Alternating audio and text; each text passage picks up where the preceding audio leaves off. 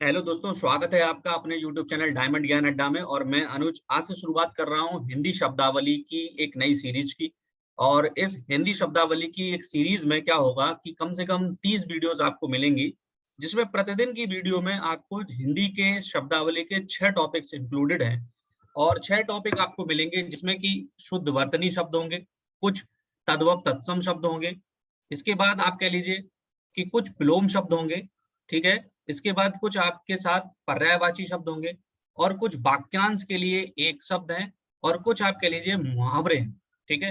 तो ये धीरे धीरे कम से कम 10-10, 15-15 आपको इस तरीके से वीडियो में मिलेंगे। और ऐसी लगभग 30 वीडियोस मिलेंगी, जिससे कि पूरी शब्दावली आपकी कंप्लीट होगी। और ये वीडियो दोस्तों आपको अंत तक देखनी है। ये सभी कॉम्पिटिटिव एग्जाम में, चाहे वो यूपी टेट हो, पैट हो, सुपर टेट हो, एसएससी जीडी हो, यूपी लेखपाल जिसको आप पैट के अंतर्गत आएगा, हर एक में आपका मदद करेगी। और कोशिश ये करिए कि अभी से ही इसकी शुरुआत कर दीजिए पढ़ने की। लोग अंत में पढ़ने की कोशिश करते हैं, और फिर उसके बाद जैसे कि उन्होंने शुद्ध शब्दावली है, तो बर्तनी जो शब्दावली है इसको लास्ट में पढ़ते हैं, और एक साथ कम से कम 100, 150, 200 शब्द शुद्ध वर्तनी वाले पढ़ लेते हैं। फिर उसके बाद फिर कंफ्यूजन क्रिएट हो जाता है। तो धीरे धीरे 10-10, 15-15 शुद्ध वर्तनी शब्द, तद्भव तत्सम शब्द, विलोम शब्द, पर्यायवाची शब्द, वाक्यांश के लिए एक शब्द, मुहावरे, इनको अगर हम अभी से तैयार करते हुए चलते हैं तो एग्जाम के समय आपको रिवीजन करना पड़ेगा। ये मेरे हैंड रिटन नोट है, बहुत आपको मदद करेंगे। वीडियो अगर आपको अंत तक देखनी है, वीडियो अच्छी लगे तो लाइक करिए, और अभी भी अगर किसी ने चैनल को सब्सक्राइब नहीं किया तो सब्सक्राइब कर लीजिए, और बेल आइकन को प्रेस कर लीजिए ताकि आपको नियमित रूप से वीडियो मिलती रहे। तो चलिए शुरुआत करते हैं सबसे पहले शुद्ध वर्तनी शब्दों की। देखिए, शुद्ध वर्तनी शब्दों का मतलब क्या होता है? ऐसे शब्द जिनकी वर्तनियां अशुद्ध होती हैं। पेपर में सीधे सीधे पूछे जाते हैं, निम्नलिखित में से कौन सा शुद्ध शब्द है या सही शब्द है, या जिसकी वर्तनी सही है। तो किताबों में क्या होता है कि जनरली आपने देखा होगा कि क्या होता है कि एक तरफ अशुद्ध शब्द लिखे होते हैं, एक तरफ शुद्ध शब्द लिखे होते हैं। तो हम लोग दोनों शब्द पढ़ते हैं जब शुद्ध और अशुद्ध, तो उसमें कंफ्यूजन में ये रहते हैं कि जब पेपर में आता है और हूबहू दिखते हैं, जैसे कि मान लीजिए पहला शब्द है, पहला शब्द लिखा हुआ अंत्याक्षरी, ठीक। अब किताब में, पेपरों में क्या कर देता है, 4 ऑप्शनों में लिख देगा, एक जगह अंत या छरी लिख देगा, ठीक। एक जगह लिख देगा, जैसे एक में ना पूरा बनाया, अगले में ना की जगह ता पूरा बना देगा, अंत्याक्षरी कर देगा, ठीक है। अब जब 4 एक जैसे लिखे होते हैं, ऑप्शन ए, ऑप्शन बी, और इस तरीके से ये ऑप्शन सी, और एक और ऑप्शन कोई डी लिख देगा, तो आप क्या होता है, कंफ्यूज हो जाते हैं। तो और चूंकि हमने किताब के माध्यम से जब पढ़ा है कि हमने चारों ऑप्शन पढ़ रखे हैं, तो फिर ऑलरेडी सीधी सी बात है कि चारों ऑप्शन पढ़ने के बाद हमने अशुद्ध भी पढ़ रखा है और शुद्ध भी पढ़ रखा है, तो फिर कंफ्यूजन हो जाता है। तो इसलिए कोशिश करिए आज, और मेरी सीटों में हमेशा आपको शुद्ध वर्तनी के शब्द सही रूप में लिखे होंगे, और सही आप पढ़िए, और सही पेपरों में पूछे जाते हैं। तो देखिए, पहला शब्द है अंत्याक्षरी। तो अंताक्षरी में आप ध्यान रखना, अंता अंताक्षरी बोलते हैं हम लोग, अंताक्षरी खेल रहे हैं, लेकिन होता क्या, अंत्याक्षरी, ठीक है। आधा ना आधा ता, ये सही रूप है। कब इत्री होता है, ना कि कवित्री होता है। बोलते हैं कवित्री है तो तभी गलत कर लेते हैं, तभी हम लोग लिख लेते हैं कवि यत्री कर लेते हैं, इसको सही मान लेते हैं, जबकि सही क्या है, कब इत्री, ठीक है। तो ये गलत है, जबकि ये सही रूप है। अगला है पूजनीय। पेपर में क्या लिखा रहता है, ऐसे लिखा रहता है पूजनीय, हम लोग पूजनीय बोलते हैं, जबकि सही क्या है, पूजनीय, ये गलत रूप है, ठीक। इसके बाद देखिए अगला नेक्स्ट लिखा है तदुपरांत, ठीक। तो इसमें क्या कर देते हैं कि तदुपरांत, इस तरीके से आधा ना बना देते हैं, जो कि गलत है, जो कि सही नहीं है। तो जो गलत है वो आपको नहीं पढ़ने, ठीक। जो सही है उन्हीं को जानना है, क्योंकि वही पेपर में आपको निम्नलिखित में से शुद्ध पूछा जाएगा तो भी आप कर लोगे, और पूछा जाएगा निम्नलिखित में से अशुद्ध कौन है तो भी आप कर लोगे, ठीक। नेक्स्ट अगला है अनधिकार, ठीक है। इसके बाद अनधिकार होता है, ना कि अनाधिकार होता है। किताबों में इस तरीके से पूछ लिया था निम्नलिखित में कौन सा सही है, तो हम लोग अनाधिकार को सही कर लेते हैं, जबकि ये गलत है। इसके बाद अधीन होता है, ना कि आधीन होता है। किसी के अधीन नहीं होते, किसी के अधीन होते हैं, तो ये गलत है। इसके बाद चरमोत्कर्ष, ठीक है, चरमोत्कर्ष होता है। इसके बाद श्रीमती, ठीक। तो कई लोग इसमें श्री तो सही कर लेते हैं, मति इसको सही मान लेते हैं, जबकि ये गलत है। मति पर भी बड़ी की मात्रा है, ना कि छोटी की मात्रा। तो ये बात आप ध्यान रखेंगे, ठीक है। इसके बाद देखिए नेक्स्ट अगला जो है कालिदास। देखिए कालिदास, कालिदास में छोटी ई की मात्रा है, कालीदास होता है, और हम लोग जो है कालिदास बड़ा समझते हैं। तो कालिदास गलत है, ये गलत है, ये शुद्ध रूप है, ये शुद्ध ही रूप लिखे हैं, मैंने शुद्ध वर्तनियां लिखी हैं, जानबूझ के मैं शुद्ध वर्तनियां ही खुद भी तैयार करता था और अभी भी करता हूं, और ये आपको एग्जाम में हमेशा मदद करेंगे। इसके बाद अक्षुण, अक्षुण जो होता है पेपर में तो अक्षुण्य लिख देते हैं, ड़ा के बाद यहाँ पर या बना देते हैं, जबकि या नहीं है, ड़ा ही है, ठीक, ये गलत है। इसके बाद पौरुष, तो पौरुष में जो है वो पौरुष में 2 मात्राएं लगती है, मतलब अ की मात्रा लगती है, और पेपर में 1 मात्रा पौरुष कर देता है, ये शुद्ध समझ लेते हैं, जबकि ये गलत है। गरिष्ठ होता है गरिष्ठ भोजन, ना कि गरिष्ठ भोजन, ठीक है, गरिष्ठ लिखा रहता है, जो कि गलत है, ठीक। तो जो अशुद्ध है वो आपको जानने ही नहीं है, आप केवल शुद्ध को ही देखिए, ठीक। और कोशिश करिए किताब में भी जिसमें भी शुद्ध अशुद्ध लिखे हो, आप उसके केवल और केवल क्या याद करेंगे, केवल और केवल शुद्ध रूप ही देखेंगे। इसके बाद नेक्स्ट अंजलि, ठीक है, अंजलि जो है इस तरीके से लिखा जाता है, अंजलि, ठीक। इसके बाद लोग इस तरीके से देख लेते हैं, अब जैसे कई लोग अपना नाम रखते हैं लड़कियां अंजलि, तो वो सोचते हैं कि यही अंजलि सही है, क्योंकि नाम में तो आप कुछ भी गलत कर सकते हैं, नाम तो कोई भी रूप बदल सकते हो आप नाम का अपना, लेकिन जो शुद्ध रूप है अंजलि का वो ये सही है, ठीक। इसके बाद मैथिली शरण, कई बार पूछो में पेपरों में पूछा जा चुका है निम्नलिखित में से मैथिली शरण, तो मैथिली शरण इसको सही मान लेते हैं, है ना, मैथिली शरण लिखा हुआ, जबकि है क्या, मैथिली शरण, तो ये सही है, ठीक, ये सही शुद्ध रूप लिखा है। अनधिकृत होता है ना कि अनाधिकृत, ठीक है, अनधिकृत होता है ना कि अनाधिकृत। तो इस तरीके से आपने जो है इसमें आपने कम से कम 15 शुद्ध अशुद्ध शब्द देखे हैं, ठीक है, जो शुद्ध वर्तनी वाले शब्द हैं, तो मैंने पूरे शुद्ध ही वर्तनी के शब्द बताए हैं, तो एक एक करके आप इस तरीके से आपको हर एक वीडियो में मिलते रहेंगे, तो आप धीरे धीरे आप जो आपको मिलते रहे 14 से 15, वो सब आप देखते रहिए, और ये देखने से ही तैयार हो जाते हैं, इनके लिए कोई अलग से आपको पढ़ने की जरूरत नहीं है कि बहुत ज्यादा ये कठिन होते हैं, ठीक है। इसके बाद देखिए नेक्स्ट अगली बात करें तत्सम तद्भव शब्द की, तो तत्सम तद्भव शब्द में अगर बात करते हैं सबसे पहले, तो जो तत्सम तद्भव शब्द हैं जो ज्यादातर पेपरों में आए हैं वही मेरे इस शीट में लिखे हुए हैं। देखिए कपड़ा, कपड़े का क्या होता है, करपट, आप जानते भी हैं, तत्सम उन शब्दों को कहते हैं जो कि संस्कृत से हुबहू लिए गए हैं, ठीक है, और तद्भव इनका विकृत रूप होता है, ठीक, या कह सकते हो सामान्य बोलचाल में कह सकते हो कि इनका बिगड़ा हुआ रूप, ठीक है। तो और दूसरी चीज ध्यान रखिए, इनको दोनों को आपको याद होने चाहिए, तत्सम का तद्भव भी और तत्सम का मतलब तद्भव का तत्सम और तत्सम का तद्भव। कई बार हम क्या करते हैं कि तत्सम के तद्भव या तद्भव के तत्सम याद कर लेते हैं और फिर पेपर में बैठे रहते हैं, क्योंकि वहां तो तत्सम भी पूछा जा सकता है और तद्भव भी पूछा जा सकता है कि निम्नलिखित में से कौन सा तद्भव है शब्द, या निम्नलिखित में से कौन सा तत्सम शब्द है। 4 तरीके से पूछे जा सकते हैं कि तत्सम शब्द पहचानिए, तद्भव शब्द पहचानिए, या इसका तत्सम क्या होगा या इस शब्द का तद्भव क्या होगा, ठीक है। तो कपड़े का क्या होता है, करपट, पत्ता का क्या होता है, पत्र, अंधेरे का अंधकार, प्रिय का क्या होता है, प्रिय, नेह का क्या होता है, स्नेह। और आपको इधर से इधर भी याद होने चाहिए, जैसे करपट का कपड़ा, पत्र का पत्ता, अंधकार का अंधेरा, प्रिय का प्रिय, स्नेह का नेह, ठीक है। तो ये दोनों तरफ से आपको याद रहने चाहिए। इसी तरीके से लाज का क्या होता है, लज्जा, निडर का निर्दर, हल्दी का हरिद्रा, रीस का क्या होता है, ईर्षा, कपूर का कर्पूर। और इधर से इधर भी कि आपसे पूछे लज्जा का क्या होता है तो लाज, निर्दर का क्या होता है निडर, हरिद्रा का हल्दी, ईर्षा का रीस, कपूर का कर्पूर, ठीक।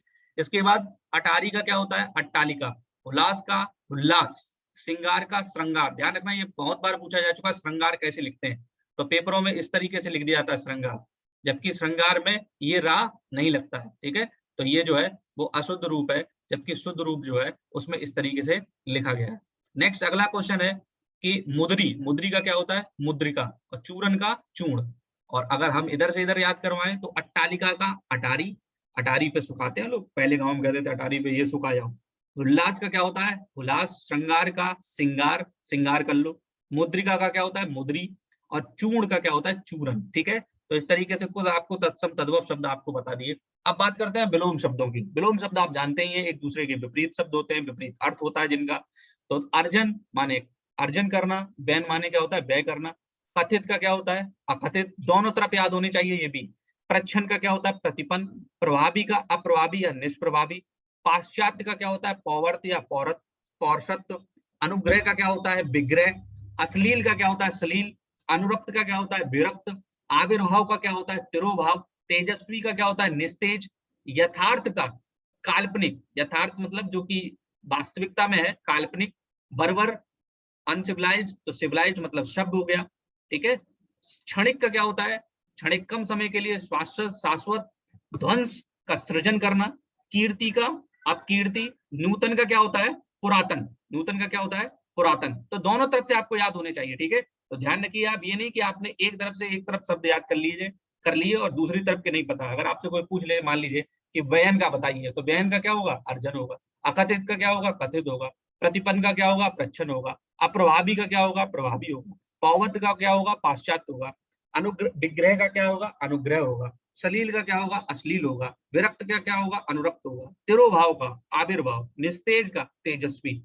इसी प्रकार से काल्पनिक का यथार्थ, शब्द का बर्बर, शाश्वत का क्षणिक, सृजन का ध्वंस, अपकीर्ति का कीर्ति, पुरातन का नूतन। तो दोनों बातें आपको याद रहनी चाहिए, ठीक है। अब बात करते हैं कुछ पर्यायवाची शब्द की। तो देखिए मैं हर एक सीट में आपको 3 या 4 ही पर्यायवाची पढ़ाऊंगा, क्योंकि एक साथ अगर आप सभी पर्यायवाची पढ़ें तो बहुत मुश्किल है किसी को भी याद कर पाना, कोई भी नहीं कर सकता। और हम लोग क्या है कि वो ही पर्यायवाची जो छोटे से पढ़ते चले आ रहे हैं, वही पर्यायवाची पढ़े हैं। और ना तो पर्यायवाची कहीं लिखने के लिए नहीं आते कि 4 पर्यायवाची लिखिए, पेपर में पहचानना पड़ता है कि निम्नलिखित में से ये शब्द किसका पर्यायवाची शब्द है। तो मैंने शुरुआत करी है कमल से। आप जानते भी है कि वर्तमान में कमल की सरकार भी चल रही। तो कमल के देखिए कुछ ऐसे शब्द जो आपने देखे हैं, और राष्ट्रीय पुष्प भी है कमल हमारा, है ना। तो कमल में क्या है कि ऐसे पर्यायवाची शब्द तो आपको जनरली आपको पता है, जैसे कि कमल के अगर मैं कहूं कि पंकज, ये नाम भी रखे होते हैं। पंकज होता है, राजीव होता है, अरविंद भी नाम होता है, सरोज नाम है, नीरज नाम है, ठीक है। तो ये तो आपको बता दे कि पंकज, राजीव और अरविंद, सरोज, नीरज। इसके बाद जा जिसमें लगभग लगा होता है, मैं ये नहीं कह रहा सभी जाल जिनके पीछे हो वो सब कमल के होते हैं, लेकिन अधिकांश है। तो अंबुज, जलज, तोयज, बारिज, पाथोज, अंबोज और सरसिज, ठीक है। अब इसके बाद नेक्स्ट अगली लाइन में जो थर्ड लाइन है, इसमें आप देखिए थर्ड, ये फोर्थ और ये फिफ्थ। अब यहां तक तो आपको शायद जनरली आपको याद होंगे, ठीक, कि पंकज, राजीव, अरविंद, सरोज, नीरज, अंबुज, जलज, तोयज, बारिज, पाथोज, अंबोज और सरसिज। लेकिन अब ये देखिए यही पेपर में पूछे जाते हैं जो हमको याद नहीं है। इंडिवर, सतदज, सतपत्र, ताम्रस, कंज, कुबले, कोकनद, कुशेषय, पदम, पुंडरी, पंकरू, सरसिरु, सारंग, अब्ज और उत्पल। तो अब इनको याद कैसे कर सकते हैं? तो कुछ कुछ तरीके जो हो सकते हैं याद करने के, तो वो देखिए जैसे इंडिवर, आप जानते हैं कि जिसकी सरकार चलती है वो इंडिवर गाड़ियां होती हैं नेताओं के पास। तो इंडिवर गाड़ी लेके चलते हैं वो हमेशा, और वो किसी ना किसी दल में तो होते ही हैं। हमेशा अपना घोषणा पत्र देते हैं कि हम ये करेंगे वो करेंगे, फिर तो कोई कुछ नहीं करता। अर्थात तामरस माने रस पिला देते हैं कि हम ऐसा रस पिलाएंगे आपको, सरकार बनवाइए हमारी, फिर उसके बाद जो चाहोगे आप करवा देंगे, लेकिन फिर कुछ नहीं करते। इसके बाद देखिए इंडिवर होगा, सतदल होगा, सतपत्र होगा और तामरस होगा। इसके बाद देखिए का वाले, ये कई बार पेपरों में पूछे जा चुके हैं, कंज, कुबले, कोकनद, कुशेषय। तो आप गाने के रूप में याद कर लीजिए, कंज, कुबले, कोकनद, कुशेषय, ठीक है। इसके बाद देखिए पदम, तो पदम पुरस्कार आप जानते हैं प्रतिष्ठित पुरस्कार है, तो उसी को मिलेगा। तो कमल राष्ट्रीय पुष्प है तो पदम हो गया। पुंडरीक, वैसे तो सफेद कमल एक वाक्यांश के लिए शब्द में भी पूछा जाता है, तो पुंडरीक हो गया। पंक, रुहु, पंक माने कीचड़ होता है और रुहु, तो इसमें देख लो आप जिसकी सरकार होती है वो रुहु तो आपकी कपाई देती है, तो पंक रू हो गया और सरसिरु हो गया, ठीक। सारंग हो गया, अब्ज हो गया और उत्पल हो गया। तो मेरे हिसाब से इतने पर्यायवाची आपने अगर याद कर लिए तो आपकी नजर में रहने चाहिए। ये नहीं कि वहां लिखने की कोई प्रतियोगिता होती है कि 15 लिखिए 10 लिखिए, आपको पहचानना पड़ता है। वहां लिख के आएगा निम्नलिखित में से कि सतपत्र जो है कि किसका पर्यायवाची है, ठीक है। या लिख के आ गया कि कंज जो है वो किसका पर्यायवाची है, या निम्नलिखित में से कमल का कौन सा पर्यायवाची है, तो आप पहचान लेंगे, ये इंपॉर्टेंट है, ठीक है। तो इतने पर्यायवाची आप देख लीजिए एक बार कि पंकज हो गया, राजीव, अरविंद, सरोज, नीरज, अंबुज, जलज, तोयज, बारिज, पाथोज, अंबोज, सरसिज। फिर हमने आपको बता दिया इंडिवर होती है, सतदल होता है, सतपत्र होता है, ताम्रस होता है, कंज, कुबलय, कोकनद, कुशेषय और पदम, पुंडरीक, पंकरुहु, सरसिरु, सारंग, अब्ज और उत्पल, ठीक। इसके बाद अब आगे बात करते हैं। तो ये मैंने आपको बात करी है कमल के पर्यायवाची की, ठीक है। तो ये कमल के पर्यायवाची आपने जान लिए राष्ट्रीय जो पुष्प था। अब बात करते हैं राष्ट्रीय पक्षी, जो कौन है? मोर। अब मोर के देखो सबको मोर का पता है कि मयूर कहते हैं, क्योंकि संस्कृत में मयूर। इसके बाद देखिए इसके भी 4, जैसे काके आपने इससे पहले पढ़े, कंज, कुबले, कोकनद, किसे से, इसी प्रकार से इसके भी 4 देख लीजिए, केकी, केली, कलापी, कलाजी, ठीक है। केकी, केली, कलापी, कलाजी। और इसके बाद इसका मेरे हिसाब से आपको एक ही याद होगा, ये वाला।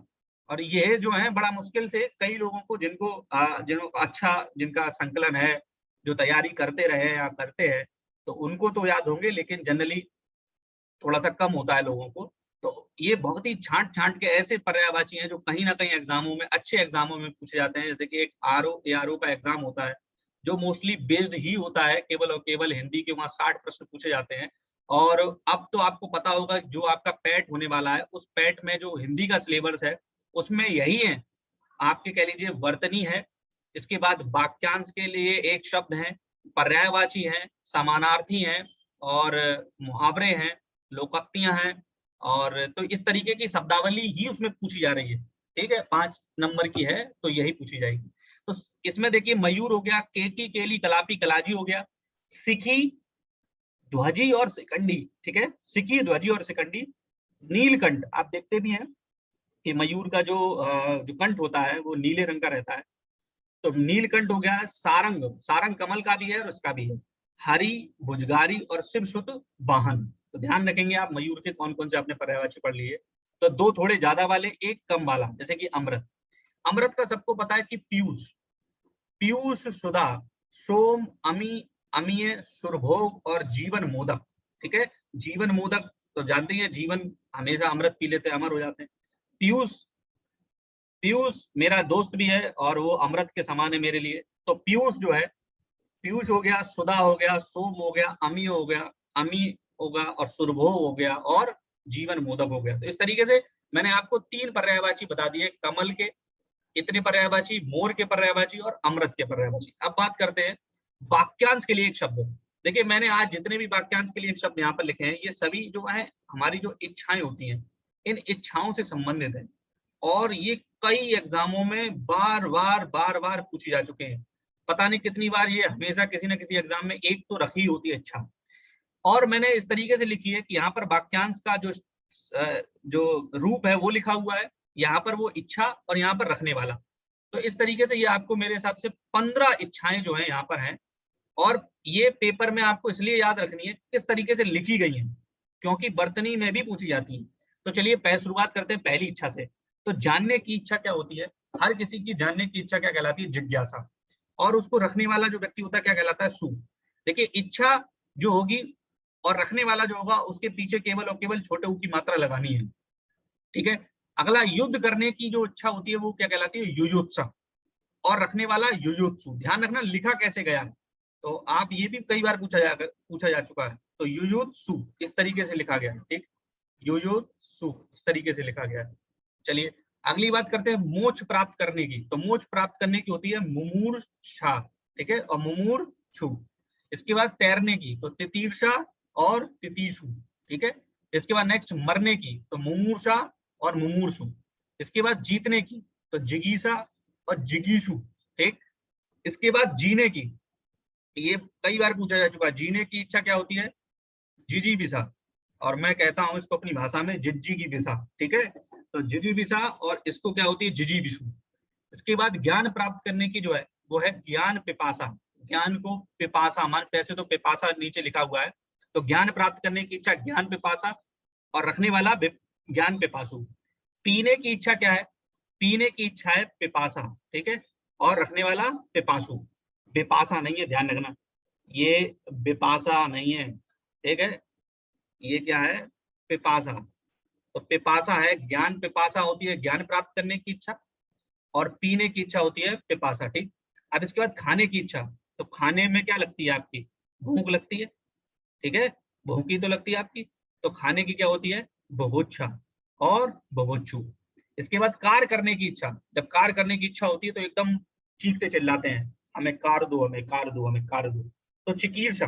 ठीक है, और ये क्या हो गया? चिकीशु। इसके बाद नेक्स्ट अगला अगर कहें तो मारने की इच्छा अगर होती है तो जिंघासा और जिंघासु। ठीक है, तो जिंघासा और जिंघासु मारने की इच्छा हो गई। इसके बाद नेक्स्ट अगली बात करें कि जो धन पाने की इच्छा। देखिए जो धन पाने की इच्छा होती है वो क्या होती है? धनेच्छा। और पाने की रखने वाला धनेच्छु। इसके बाद नेक्स्ट अगला शुभ चाहने की, किसी के शुभ चाहने की होती है इच्छा शुभेच्छा और शुभेच्छु। और फल, फल प्राप्त करने की तो फलेच्छा और फलेच्छु। तो इस तरीके से 15 आपने इच्छाएं देख ली, क्या होती हैं और उनको कौन रखता है, उसको क्या कहते हैं। ठीक है, तो और ध्यान रखना कैसे लिखी गई है, क्योंकि उससे आपके ये 30 रखने वाले और इच्छा रखने वाला और इच्छाएं, तो 15 और 15 30 जो है वर्तनी की शब्द भी तैयार हो गए।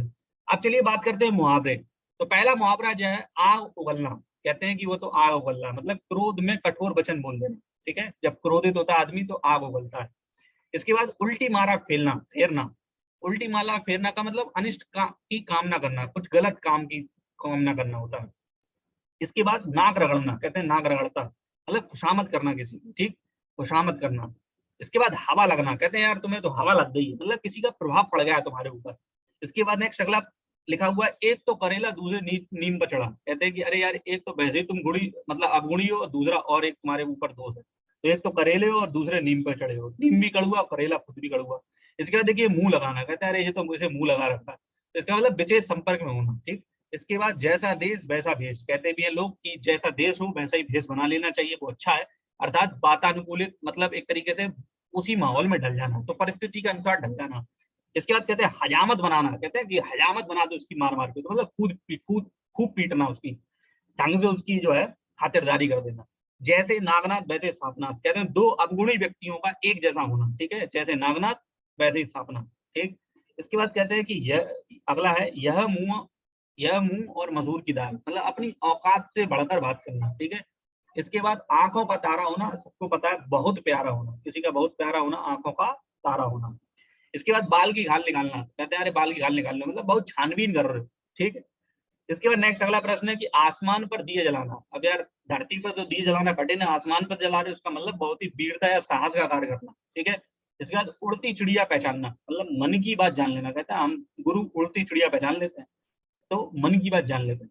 नेक्स्ट अगला है कि आए थे हरिभजन को और ओटन लगे कपास, मतलब जो काम करने आए थे उसके उल्टा काम करने लगे, तो वांछित कार्य को छोड़कर अन्य कार्य में लग जाना। तो इस तरीके से 15 आपने मुहावरे भी देख लिए, और 15 ही लगभग आपने वाक्यांश के लिए एक शब्द देख लिए, और पर्यायवाची देख लिए, विलोम शब्द देख लिए, तद्भव तत्सम देख लिए, और बर्तनी की शुद्ध अशुद्धियां देख ली। तो इस तरीके से अगर वीडियो आपको अच्छी लगी है तो लाइक करिए, कमेंट बॉक्स में जो भी आपके सुझाव हो वो कमेंट बॉक्स में दीजिए, और अगर चैनल को सब्सक्राइब नहीं किया है तो चैनल को सब्सक्राइब जरूर कर लें और बेल आइकन को प्रेस कर दें, ताकि आपको नियमित रूप से वीडियो मिलती रहे, और इसी तरीके से अपना प्यार देते रहिए जो कि आप दे रहे हैं। धन्यवाद।